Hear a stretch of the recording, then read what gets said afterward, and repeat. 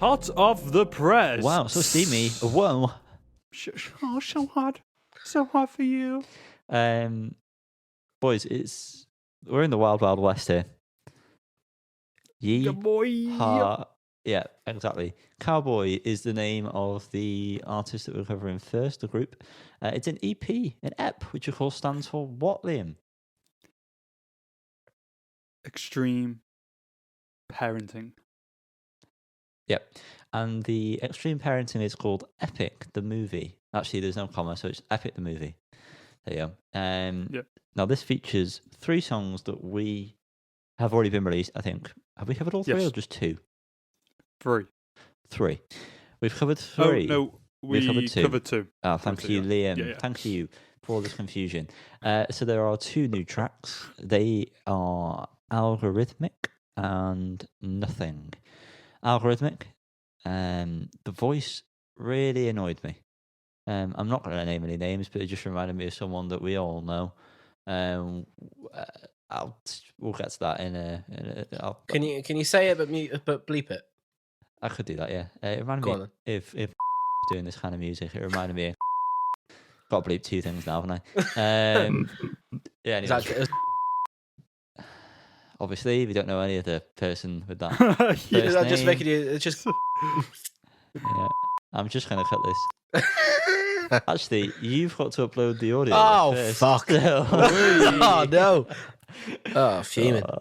That's supposed to be right. And I'm going to talk about the next one. Nothing. Just sounded like a bad version of other songs that better bands are doing at the moment. That's pretty fair. I've grown. Well, these have grown on me.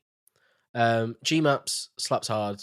Guitar is great, and I really like the vocals.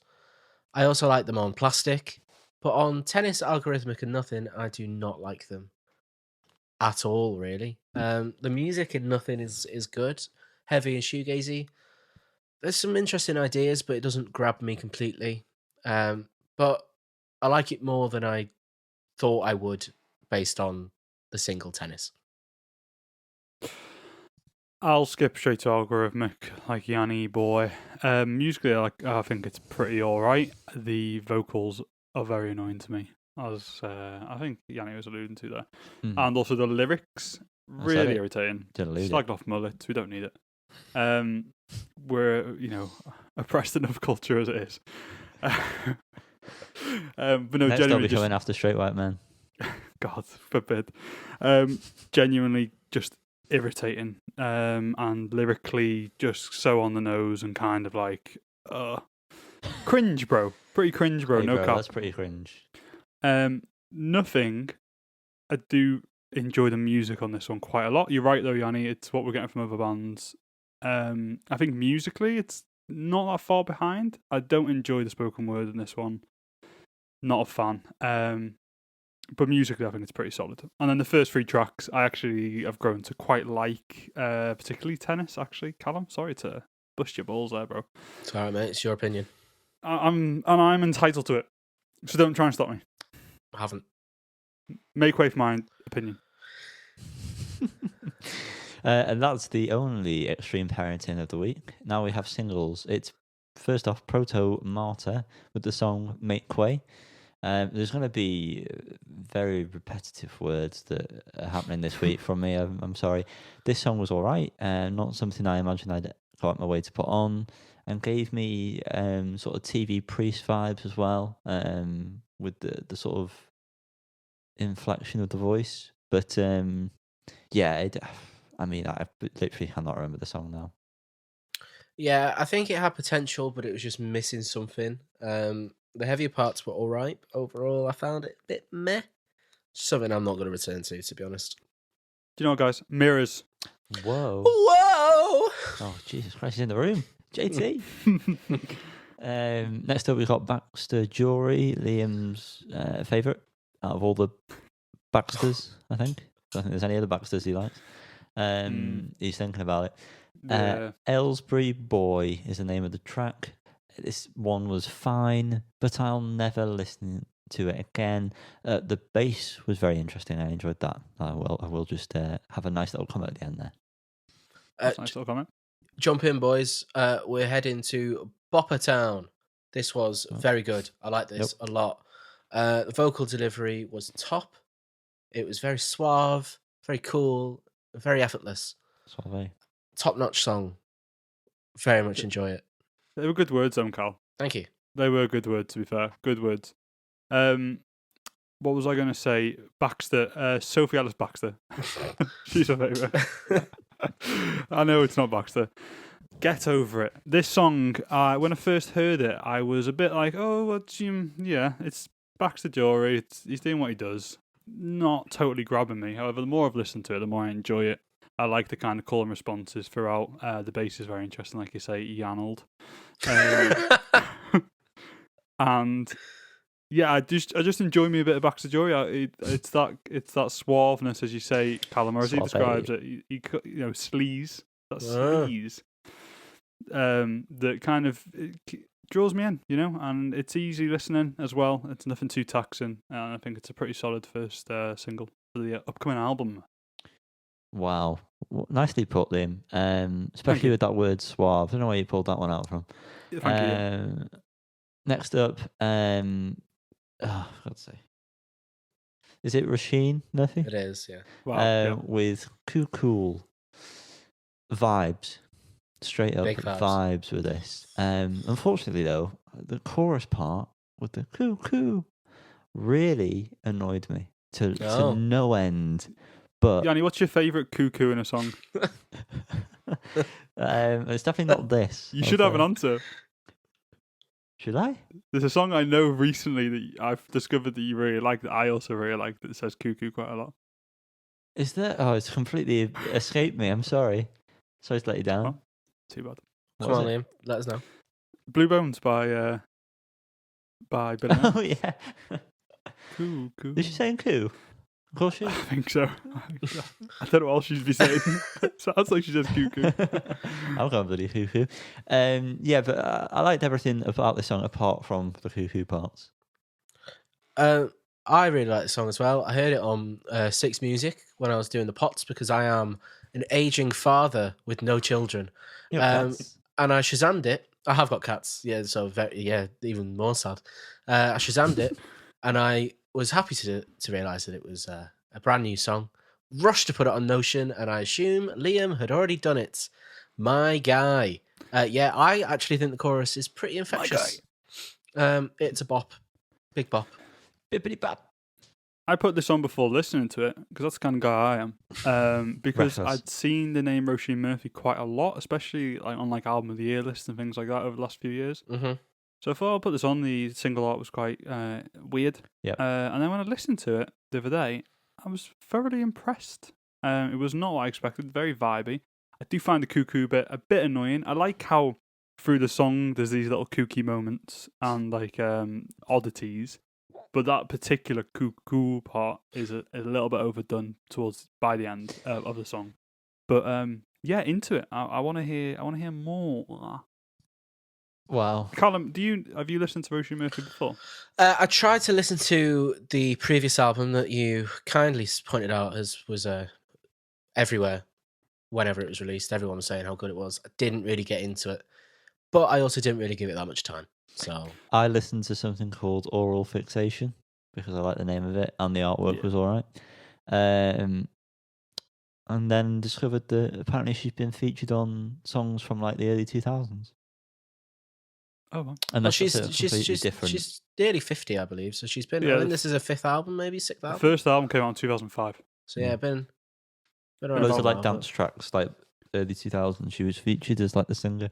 Anyway, moving on to possibly the worst song of the week. It's Tame Impala with the song Wings of Time. This is hilariously bad. I really hope Kevin's got paid the big bucks for this and has just laughed his way to the bank. I mean, it doesn't even sound like Tame Impala, for one. That's how I can sort of tell that he's just taking the piss with this. But I don't know what. Even the studio, when they got this and they were like, "Yeah, this will be really good." Well, it fits perfectly for a Dungeons and Dragons film, though. it's absolutely perfect in my mind to what I imagine that film's going to be like, which is bad. Yeah. It just seems strange because Kevin is very notorious for being so nitpicky over his own songs to his own detriment most of the time. It just seems so bizarre that he's willingly released this, even though it's obviously just for a quick buck. But I'm sure I read he recorded this while he was at Primavera. Really? I'm sure I read that somewhere. Oh, he was fair like, play then. you know, as Just before he stepped on stage. Yeah, whacked himself. while hanging around. I'm gonna quickly Google it because I can now do that. And see if I can find the quote because I thought it was quite funny. Okay. God, that is so fast. I'm sorry, Liam, but God, I'm impressed. Honestly, I couldn't even catch my breath. Being asked to do a track for the D&D soundtrack seemed like an unmissable opportunity to indulge in my long-time love of fantasy prog rock. I recruited my good friend, Nicholas Albrook, who is the person I know appreciates the subject matter the most. We rented the villa in Spain that kind of felt like a castle for 2 nights whilst on tour for Primavera. That location got us in the right frame of mind and went from there. We stayed up late coming up with weird ideas and song lyrics.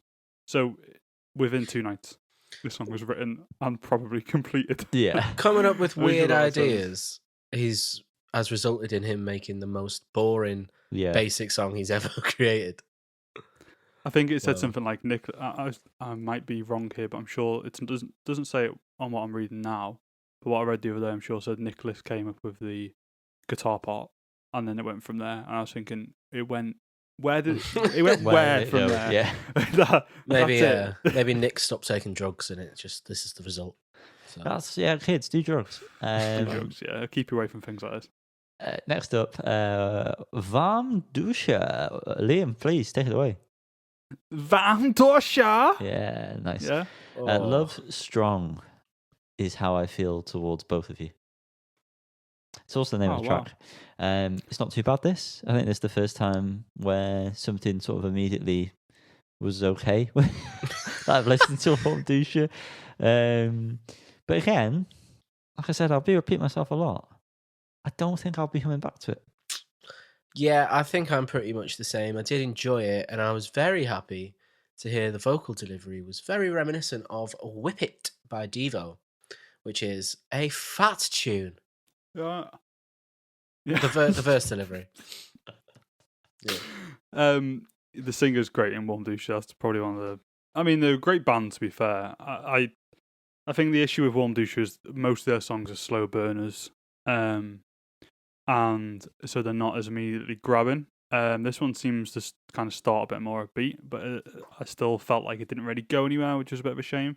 But like musically and vocally, it's top notch. I really just I enjoy listening to them. I'm glad. Thank you so much. Saloon Dion. Did you see what they did there? With the song Happiness. I like this musically, but lyrically it was too boring. And the chorus was really painful to get through. Really fucking painful. It's just a good indie banger. Definitely not, though, is it? Beckons. Yeah. I thought so. Who am I to decide who's correct in this discussion? Okay. Will you tell us right now? I'm Liam Godfrey, and I say it's fine. I'll sit perfectly in the middle of you two. It's fine. Yeah. I didn't really have much more to say about it. I didn't hate listening to it. I'm not going to listen to it again, probably. Next up, Angel Olsen. My notes sort of went through as I was listening to this. So at first I put... Roller coaster. Yeah, not for me, but the vocals are unreal. And then I put... Dickhead. Oh. I just realised what you were doing, Callum. That's so stupid. And then I put, gosh. Almighty yes to that sax solo. Oh, yeah. And by the end of it, I was loving it. Yeah. Yeah. It is just a lovely track to indulge in and just sit back and let it take you. But because it requires that, I don't know how often I'll return because it's an event. You can't just put it on in the background. But it was lovely. It really was lovely. Yeah, the song's Nothing's Free, by the way. I don't think anyone mentioned it. Genuinely beautiful. The whole second half. I mean, it's wonderfully pleasant up until the midpoint of the song. Not much is going on. There's not much to talk about. The voice is great, and then the sax comes in, the organ comes in. Whew, honestly, mind blowing, beautiful. I very much look forward to hearing more. Has she released any other singles lately? I can check. Go Use my on. computer We'll let you works. go on. We'll let you do it. Just for your own excitement. I'll let I'll me let do you it. check. She released Big Time in September, so I assume that's also from the upcoming album. Oh no, that's from an album that came out last year. Forget about that one. Oh, well. Ignore that. So Okay. this is the first single from the next album. I look forward to more. You're speaking directly to it now. Look Next forward to up, more, Angel. Chemical Brothers with the song "No Reason." It was pleasant, but overall quite forgetful. I will say though, when it dropped in with that acid house riff, the not bass riff was great. It was. I like this as much as I feel like I can like it. I'm still trying to work out who's singing because I've seen a lot of people say it's Robert Smith. Oh, mate, Bob from the What's the Oh. Story segment. Bobby Bobby. S. But I don't really feel like it sounds like Robert Smith. But if it is him, then I've not done my research. I kind of That's feel fair. like there's parts where it sounds like Surge. But that might just be me. The bass is great. It is a bit of a banger, but I don't know how much I'm going to be in the mood for it ever. It's on my 2023 playlist, so I'm sure that'll be fun when it pops on every now and then. I thought it was a slapper, to be honest, guys. I'm quite shocked at how much of a lack of enthusiasm for this song. Every time it came on, head was bopping, baby. Mouth is very wet right now. I don't know why. I'm so excited. I thought it was great. Real good. Real good. Next up, Temples with the song. Oh, I've not listened to the last song. Christ. Afterlife. I enjoyed my time with it. It wasn't what I was expecting. But again, I can't remember it. Well, it's ironic that the one that you don't hate is the one that I like the least on this album run up. I just thought it was fine, but pretty forgettable, as evident by the fact you don't remember it. What are we talking about? I think I like this one more than the others. So yeah, we're all flipping flopping here, aren't we? Although it's still pretty forgettable for me. I didn't. Yeah, it's just I'm not enjoying this vibe of this new installment of Temples. To be honest, it's just not. Beautiful. The Dare with the song "Good Time." Initially, I got Confidence Man vibes, and then it changed to Crystal Castles vibes, and then it changed to I'm having a great fucking time listening to this song.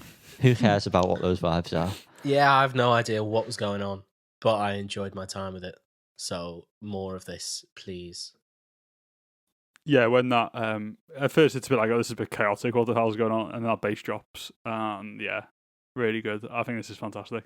Did we cover the first song, or did I just tell you guys to listen to it? I don't know, but if you told us Called Girls. No, I mean, it's very similar to this, and it's very, very good. You should listen to it. But yeah, this is a bop. I'm looking forward to more there, definitely. Have you two listened to this last song or not? Yep. Yeah. Okay, you two talk about it, please. I like it's Geese with the new track 3D Country. I like the vibe of it, but I don't know how bothered I actually am by the song itself. It's interesting, and the vocal delivery is certainly interesting. I like the general direction, but is it gonna be a mainstay in my songs? I don't know.